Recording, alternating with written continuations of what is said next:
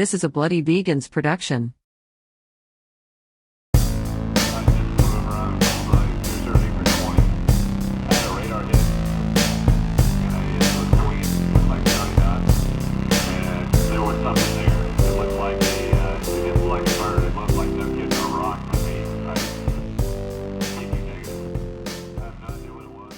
Jamal, it'd be awesome to get started with a little bit of your journey actually into the world of boxing rather than veganism. I'd like to start with that, if that's okay. Yeah, let's go for it.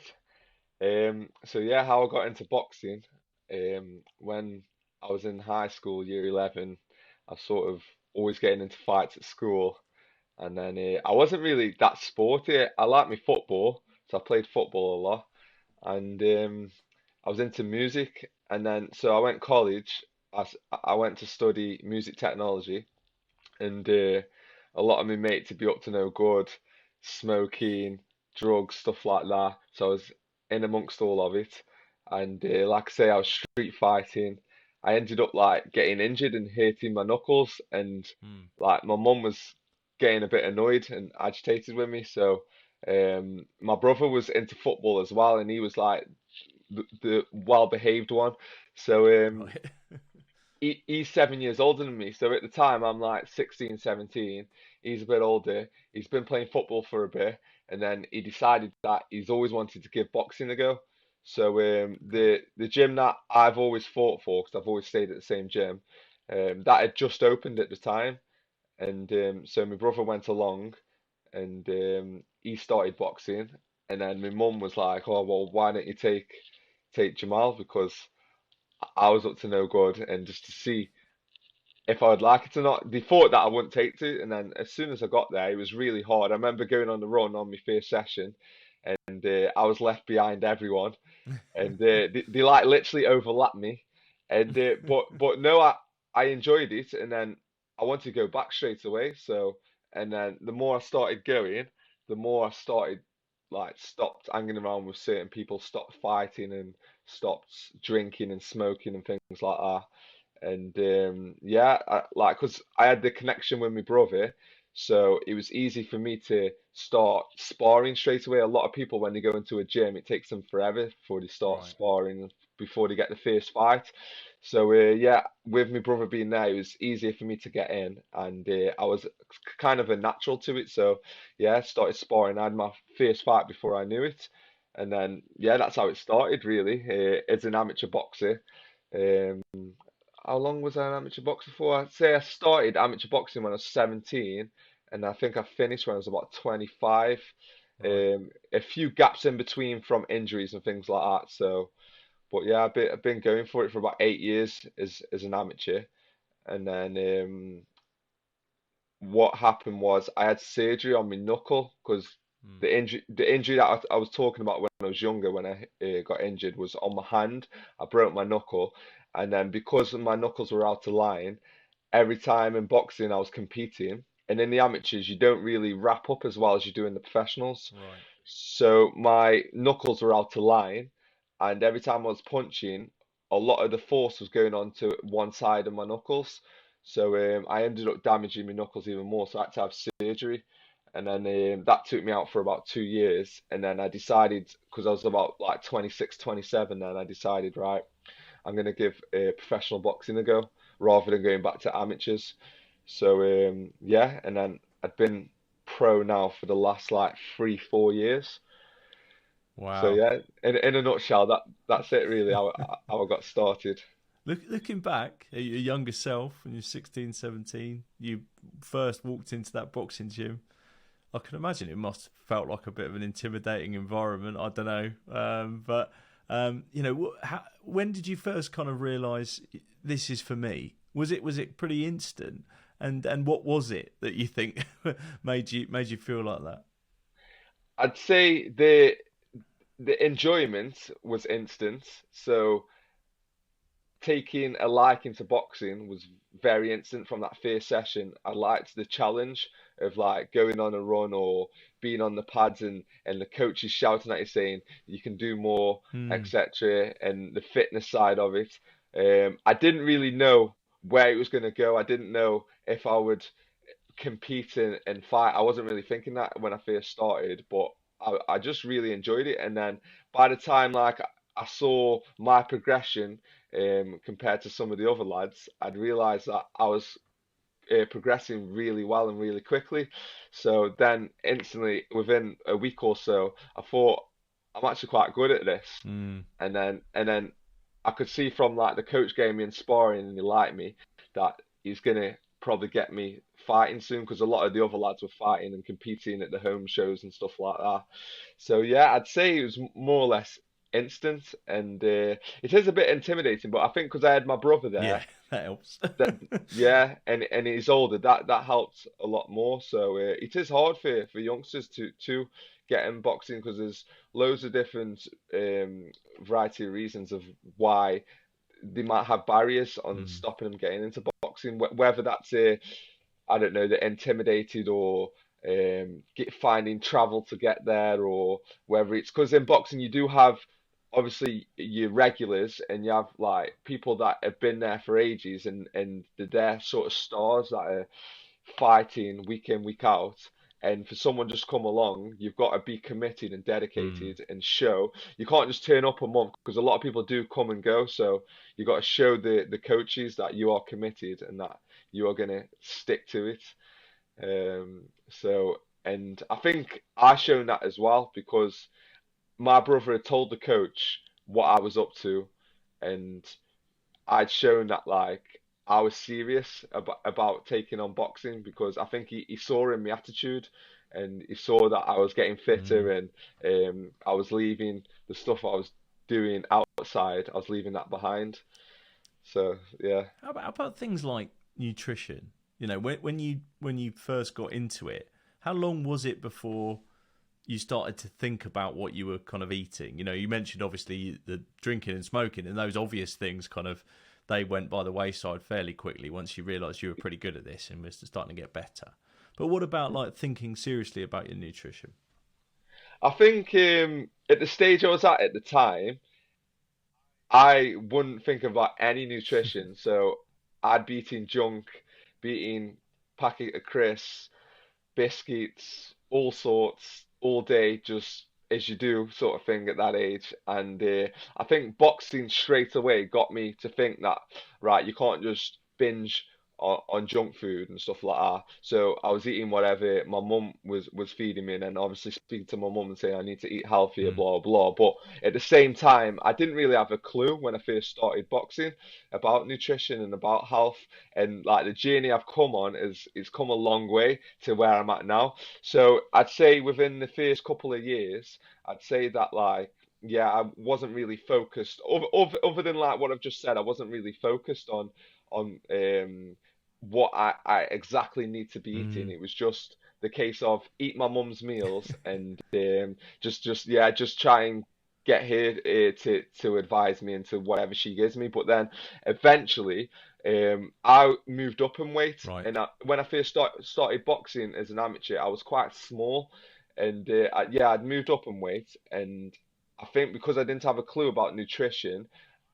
I moved up to light heavyweight, and really for my size, I should have been a middleweight, and that's what I Right. started as a middleweight. But I just couldn't keep the weight. So there was this. I'll never forget. There's this tournament that I went in Sweden, and that was my first fight in light heavyweight. And the guy that they put me in with, like he looked like Mike Tyson compared to me because I was tiny and he was absolutely massive. And so then after that fight, I started realizing that like I either need to bulk up in the light heavyweight division or I need to get down. So I started looking into ways I could lose weight, and basically I started doing like no carbs and stuff like that, which I look back at now and I think was stupid. But at the time, like I say, I didn't have a clue. So yeah, I used to like just start eating salads and try and cut out all carbs because I thought, oh, that's the right way of cutting weight. And then eventually I grew, so I grew naturally into the light Right. heavyweight division as an amateur. So then yeah, I started becoming more health conscious and just I don't know what it was, but in the back of my mind, I just started like saying to myself, I need to stop eating red meats. I need to Mm, stop eating stuff like pork. I cut out all that, so I was just eating fish and chicken, and then I started cutting out dairy. And so yeah, I was like more health conscious that way, and I was feeling better for it. And I couldn't answer why I did that, but it must have just been in the back of my conscious, yeah. So I started doing that, and then eventually, as I was doing that by myself, when I had my first loss as a mm, professional, um, I was I was like really devastated by that first loss, and so I started looking into like ways I can improve. Not just because I knew I was good technically in the gym. I knew everything I was doing in the gym. I was putting in the hours. I'm technically good, and I was thinking it's more right. outside what I'm doing and more mentally. So I started looking at mindfulness and things like that. And I come across a guy named Ralph Smart. I don't know I've if not you're heard of him, no. familiar with him. Yeah, he's a big YouTuber and he's all about mindfulness. And basically, although he didn't go on about veganism, he never mentioned it. He'd always mention and it's important what you're eating, regardless of any kind of mindfulness you do. If you don't put the right fuel into your body, then you're not going to perform well. You're not going to be feeling well. So he always used to mention that, and I think that stuck with me. And he used to the kind of foods he used to mention were fruits and vegetables and things like that. And yeah, so that stuck with me. So then I was still on that path of reducing like meats I was eating and things like that and dairy products and blah blah. And then I watched Mm, Cowspiracy, and before that I'd watched What the Health, but What the Health right. didn't do nothing for me. I didn't change or didn't think of anything. I just carried on as I was. But after Cowspiracy, instantly it just made me think, right, I'm going vegan. And I don't know if it's because of I think it's because of the how it shows what the food industry is doing Mm, to the climate and to the earth. So I think that's what resonated with me and made me want to change straight away. And at the time, it was, I think I've been vegan about 2.5 years now. So this January would be 3 years. And so yeah, 2 years ago, that New Year, I had prep meals because as you do as your New Year's resolution, right? I'm gonna eat healthy. I'm gonna go proper strict on myself, and I had loads of prep meals, and they had like right. fish in, they had blah blah, and it did have soya mince in as well. So although I wasn't vegan, I was still further going that way. And I just said to myself, right, I'm gonna chuck all these away. I offered it to my mum. I think she had a few, and then I ended up chucking some away and said I'm gonna make all these prep meals vegan. And ever since, I haven't looked back. And I've made like one or two mistakes, but down the way. But yeah, um, Wow. that's how I got, got into it basically. It's fascinating that it wasn't. I mean, obviously, there was, like you say, you kind of had this gut feeling, almost this intuitive sense that you needed to start reducing meat and dairy before you even kind of came across veganism. But it's fascinating that the thing that tipped you over the edge was actually a bigger picture point. It wasn't necessarily about your specific health, but the wider world and the state of the climate and so on and so forth, and the impact of animal agriculture. I think that's particularly kind of fascinating. When you then applied that to your prep meals and so on, was there initially a bit of a sense of, well, I kind of knew that I needed to lose some of this stuff, but is this going to affect me negatively? Did you at any point sort of start to fear that at the beginning of the journey? Yeah, 100%. So, like I say at the start, it's more about health and the climate change and stuff like that. So, morally, I wasn't thinking about animals or anything like that. Mm, So I told myself that if this affects my boxing at the time, I said to myself, I'm not going to do it. This is when I mm, first started to do it. So, yeah, so I was thinking. I'm gonna try it for a month and see how it goes.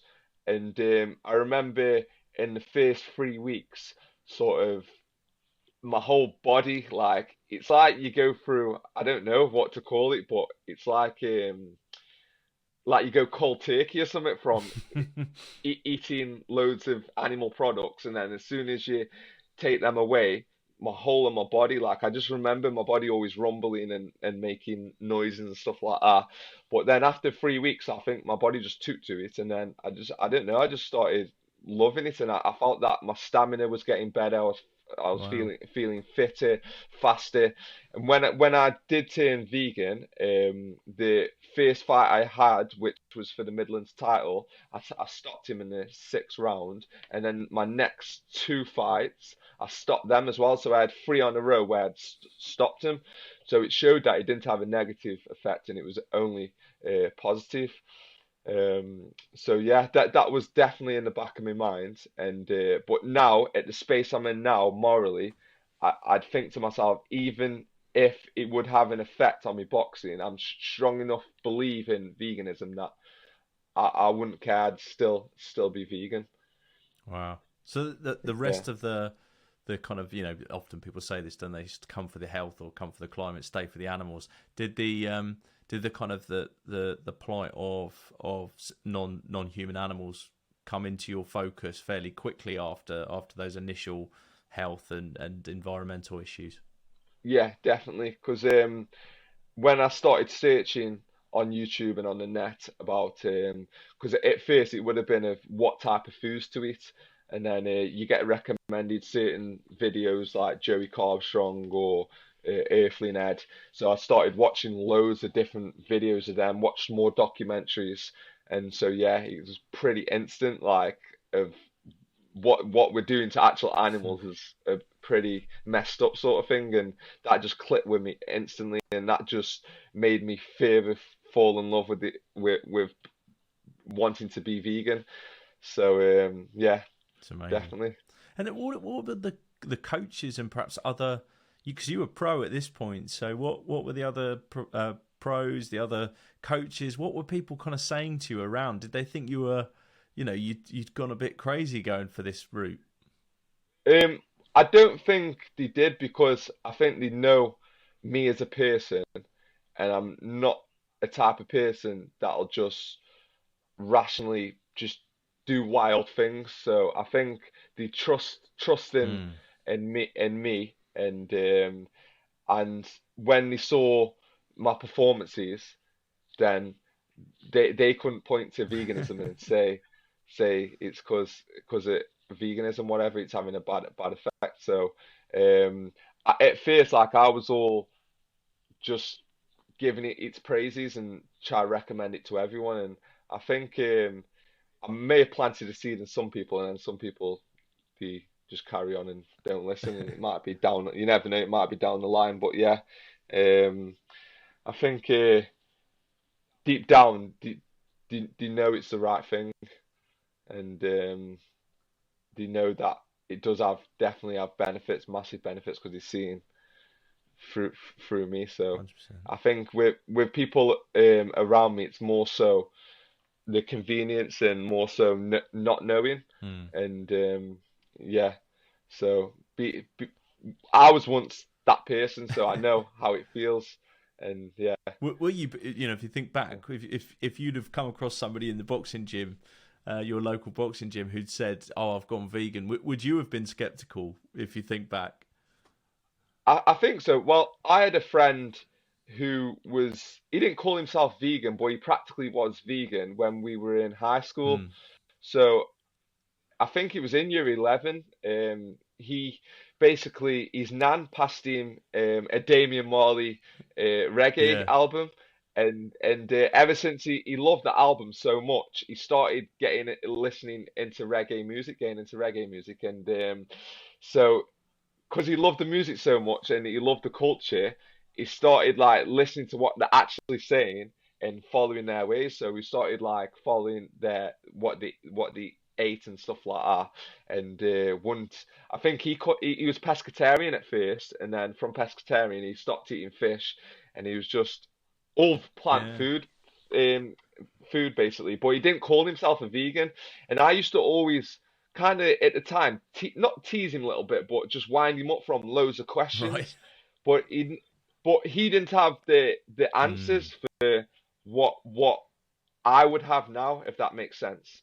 So I think he'd just get annoyed with me asking, and then we'd end up arguing and probably fall out or something. But I think yeah, he just listened to music and he just followed that way. So he didn't really have the answers in terms of like morally because of animals or the health benefits or Yeah. do you know what I mean the climate benefits. So he didn't have the answers for me. So I think if he did, I think I'd be more inclined to change. But because like he didn't, and obviously I don't blame him or whatever. But yeah, I think it just depends for me who is saying it and what they're Yeah. actually saying Yeah. at the time.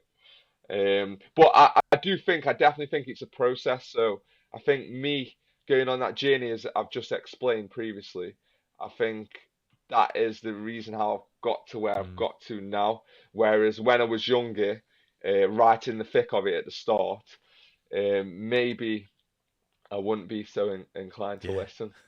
So yeah, it's a tricky one, but Yeah. yeah. 100%. 100%. Thinking about like your pro career, and forgive my ignorance, but the the switch from amateur to pro.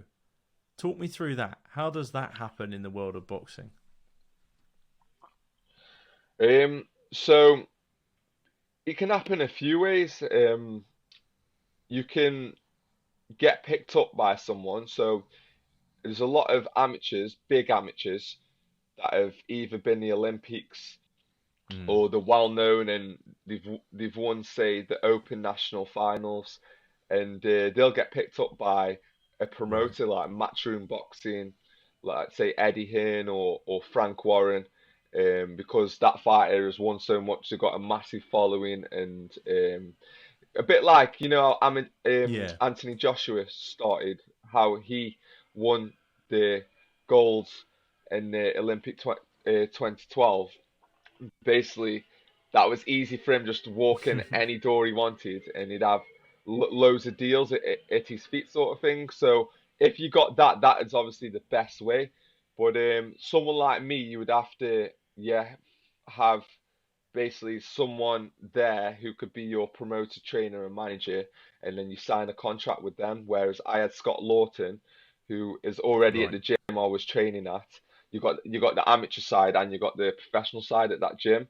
Whereas a lot of amateur gyms, they don't have a professional side, so the amateur boxers there, if they wanted to turn pro, they'd Yeah. have to go look somewhere else. So yeah, with what you have to do with the board is the boxing British boxing board, you have to basically get your license. And to be able to do that, if you're already an amateur like I was myself and you've had quite a lot of fights, it's a bit easier. So you have a meeting with the board, they ask you loads of questions, and then they basically Yeah. consider whether you're legit to go pro. But say if you haven't had any fights, then they might come watch you spar, and then see if you're able to turn. And then you have to have your medical every year, which is like brain scan, it's blood tests and eye tests, things like that. It's not cheap either. It's pretty expensive. So Really. yeah, if you've not got like big sponsors behind you, then it can be hard to manage. And that's why I work at the same time because I have got some sponsors which have helped me tremendously. But I think with COVID hitting, that sort of yeah Yeah. that stopped the role of my sponsors, and yeah, with not being a proper full-time boxer being able to financially, I've had to work alongside it. Yeah, Yeah. So, yeah, recently, your most recent fight was on the undercard of the Eubank Junior fight yeah, on Sky Sports, which must have been awesome. Was that was your first kind of televised mainstream national fight? yeah. Not televised, but it was my first mainstream fight. Yeah. Yeah, as an amateur, it was televised when I went in the Haringey Box Cup. Yeah. And that was pretty a big show as well. But yeah, this one's the biggest I've been on, and like it sort of gave me a little insight to what it's like to box on the bigger shows, being on Sky Sports and Boxer Series. So yeah, it was. Did you did you find you suddenly got quite a bit more exposure? You know, when you were on Sky Sports, people reaching out and things like that. Yeah, definitely. Had random as strangers, had loads more followers. Yeah, I had people on about my veganism. People saying, "Oh, there's a vegan boxer on TV," and things like that. People that I know that usually wouldn't stop me from day to day when I see him in the streets, and then because I'm on Sky Sports, like, oh, you're fighting on Sky Sports, aren't you? So Oh, it's incredible. yeah, and I think with my personality, I probably could have got more if I was a bit more outspoken, but because I'm not, I'm fairly reserved.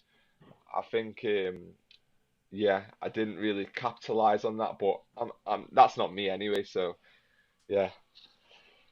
I mean, you've literally, put your ethics on your shorts. You know, you mentioned it earlier. You've got, vegan is front and center on your boxing shorts, and I asked, and it's funny you mentioned that. I asked about the reaction because I mean I was on Twitter the night of the fight, and there was lots of to and fro about lots of discussion around the vegan point, Yeah, for you as a boxer, both good and, and as you can imagine, some people not supporting because of it, which I find a bit bizarre, but yeah. people are strange. Um, was there a, did you have to weigh that decision up in terms of making that decision to be, I'm going to be upfront and I'm going to say who I am and so on, or were you kind of always dead set on that path? Set on it. As soon as I had it in my head, um, instant bam. It was for that Midlands title. That was the first time I fought in those shorts, and yeah, I suppose that's when I first turned vegan. And during the build up, when I had the idea, I just thought, yeah, I'm gonna whack these on my shorts and just go for it. And I don't really care what anyone else thinks. So yeah, I was set on the idea straight away, and even like the fights down the line. So knowing that this fight was on Sky Sports, I've got other shorts I can wear, but I was like, now I'm wearing these shorts and just make the world know, make everyone know, man.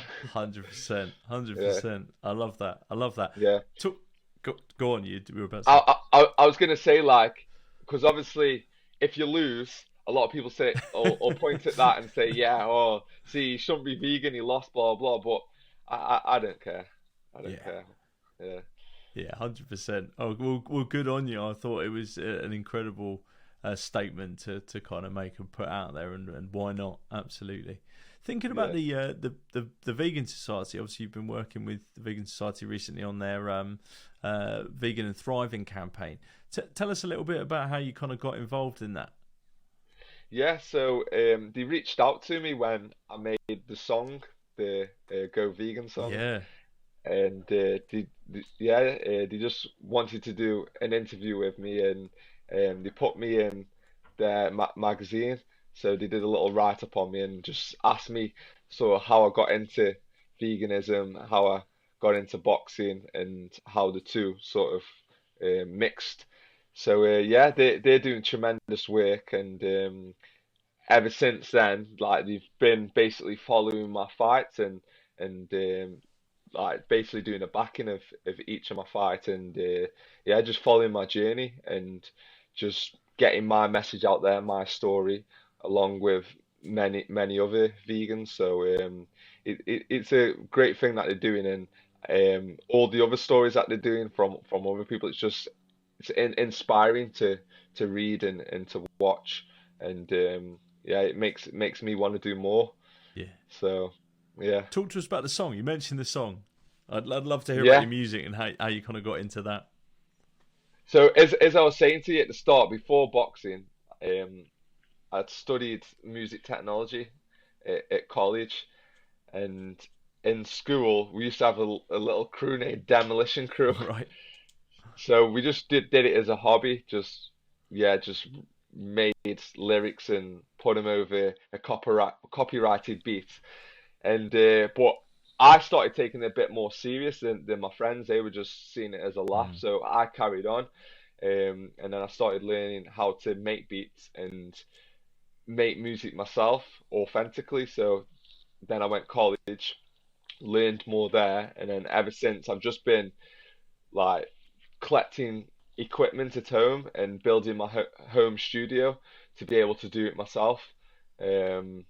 Because I always prioritize boxing, so I just thought music, I'll do it as a hobby at home, and like I say, yeah, just keep building on the equipment I got to improve my music. And because the experience I've had in music, it's hard to rely on people, especially if you're not paying them a lot of money. It's hard to rely on people to do music videos, to do studio time and things like that. So I just thought I prefer just be independent and just do everything by myself. So I do all the music videos myself, do the beats, the whole music Wow. myself. It's all composed by me.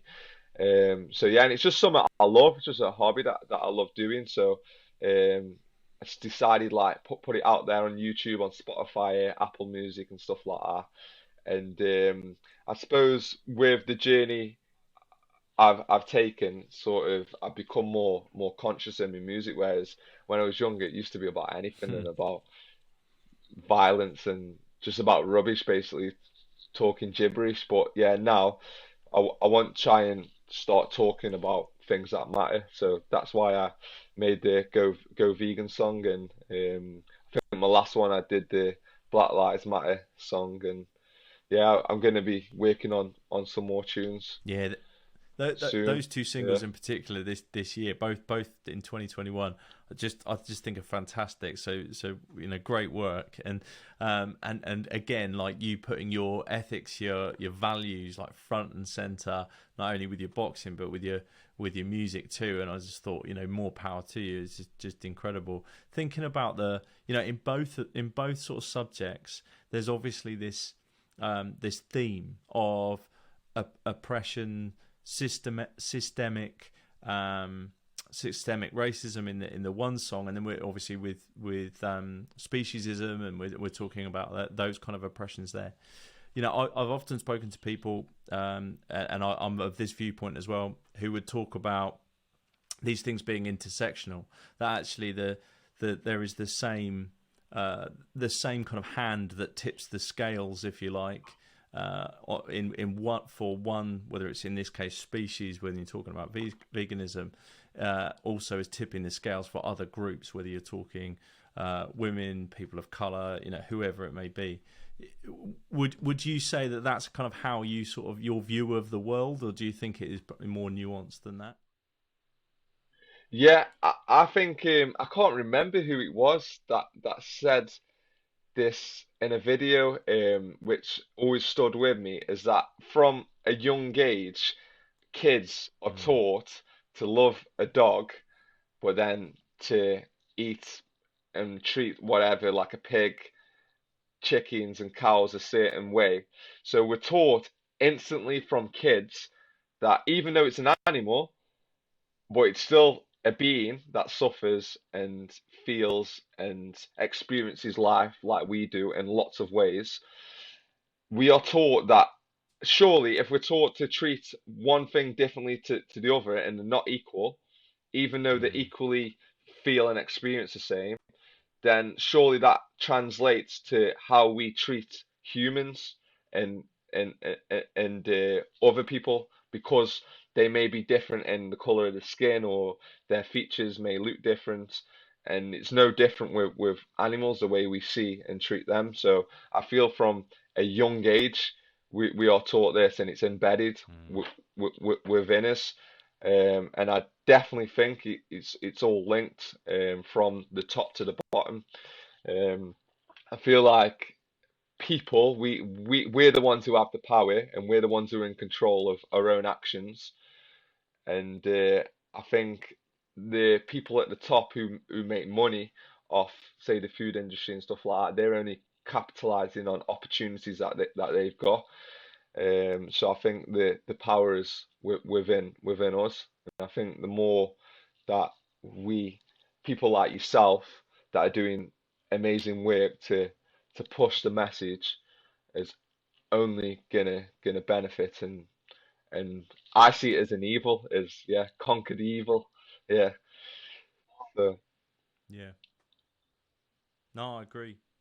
I agree, and I think you're absolutely right. That I think there's a line in your song Black Lives Matter that where you talk about um, no one's born to view people differently in this way. That we're kind of born with a purity, if you like, and that of yeah, the way we see others, we see everybody as equal, but we're taught these things, and I think you're absolutely right. A lot of these are social constructs that we have to pull down. yeah, Every one of us in society does. So, again, thanks for calling it out in such an articulate way in your music.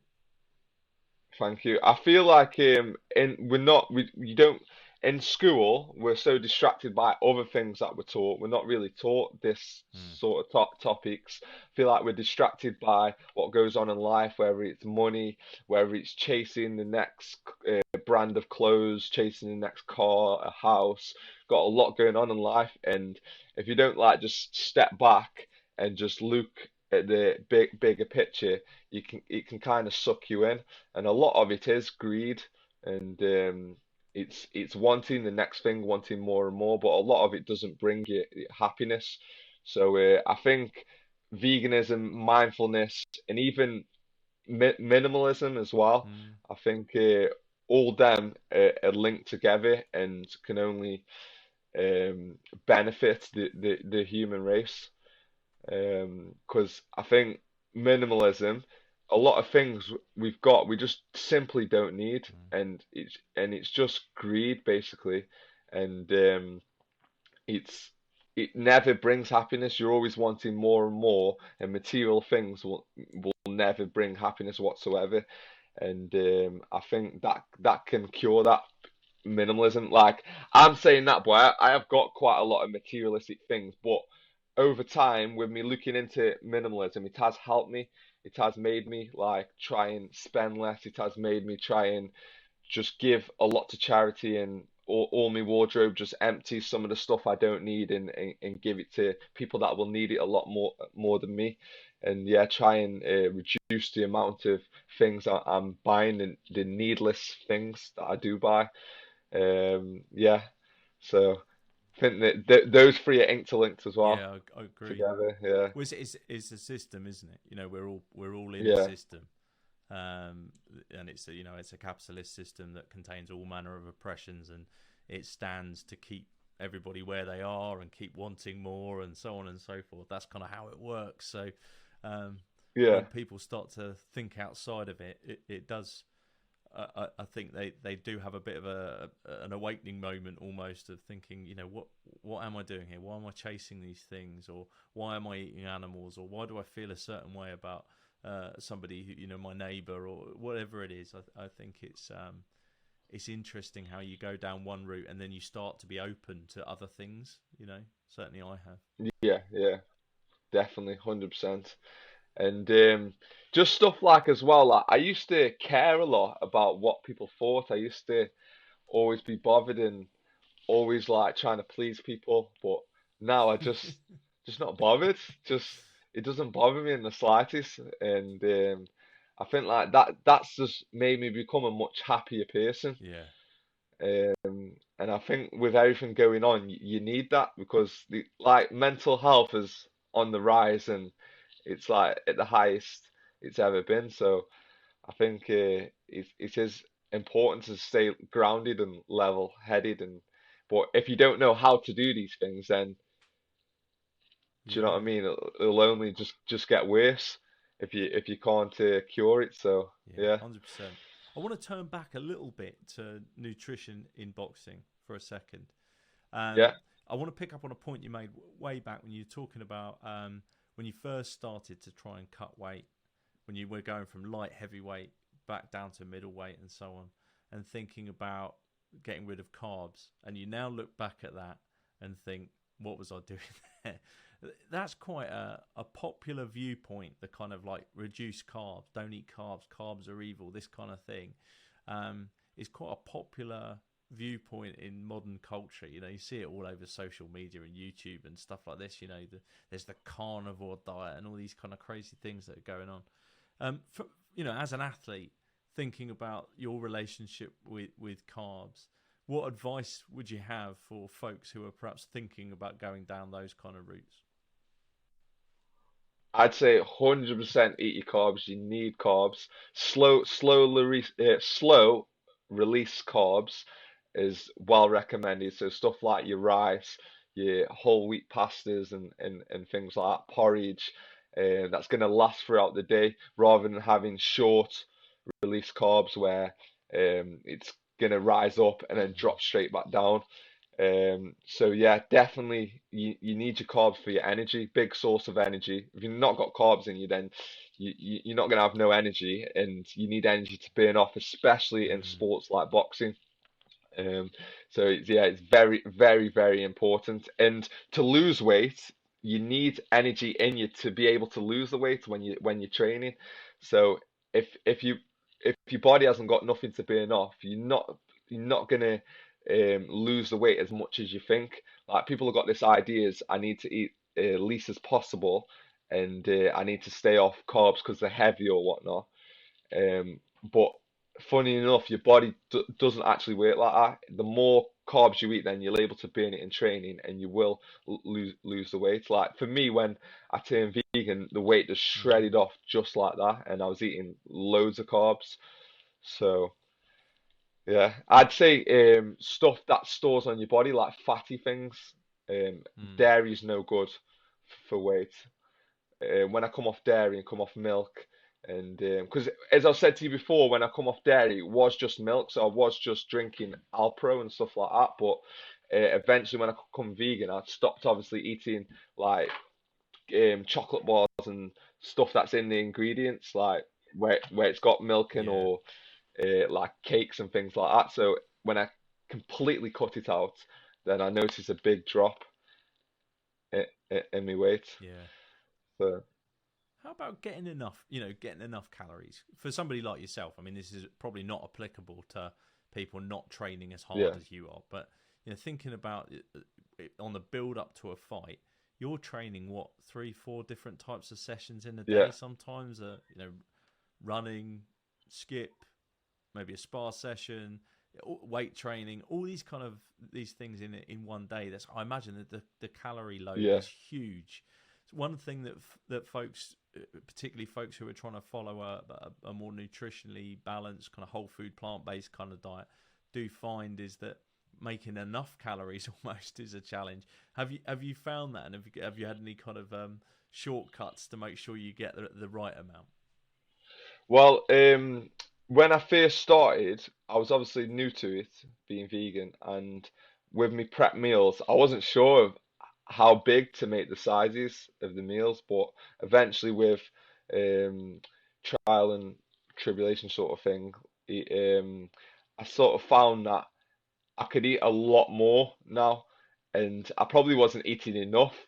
Um, So I could eat as much as I want basically until my body tells me that okay, you've had enough now. I think a lot of it is not as hard because I'm no nutrition expert, but I think a lot of it isn't as complex and as hard as a lot of people make Mm. out. I think if you listen to your body tells you when it's hungry and when it's not, and obviously when you're training you've also got to you've got to get that balance right of not eating too much because you're going to get stitch, and not eating not enough because you're not going to have enough energy. So I suppose it's practice, with the sense of doing it alongside training 3 times a day. um, but yeah, I think with calories, obviously you've got to eat enough to get your calories in. And I think before, when I wasn't vegan, I was restricting a lot of meals Right. just to make weight because I found it hard to make weight. So I probably wasn't getting enough calories then either. So I think now, because I've done it for so long and I'm used to it. Now I can be able to just eat as much as I want and be able to just listen to my body, if that makes sense. Nice, nice. Time is getting on, actually, Jamal. But it'd be good to just sort of see what's next for you. But any fights coming up on the horizon? Any more music planned? Where can folks find out a little bit more about you as well? Well, I plan on bringing out a music video within the next month. I can't give it a date, unfortunately, because I don't know when it's going to be finished. But I do plan in the next month or so to bring out a new music video. Got a lot going on at the moment with work and moving out as well, so I'm in the process of that. I've been offered a couple of fights from me manager and trainer, but that was in December. I think it's come at the wrong time with me saying me moving out. so not going to be taking on any fights at the moment. So I'm going to try and do a bit of music at the moment, finish off a few projects that I've done. So hopefully they'll be able to hear some of my new stuff that I've been working on YouTube, Spotify. Just type in my name, Ledoux, Ledouu, and they'll be able to find me. It comes up easy, and yeah, Love it. Awesome. Well, I'll make sure we get links to everything in there: the music, the Vegan and Thriving campaign, the Instagram profile, etc., etc. So we'll make sure folks can find you. But Jamal, thank you so much. It's wicked. been a pleasure. Thanks for having me. Been a pleasure. Thanks. Thanks, man.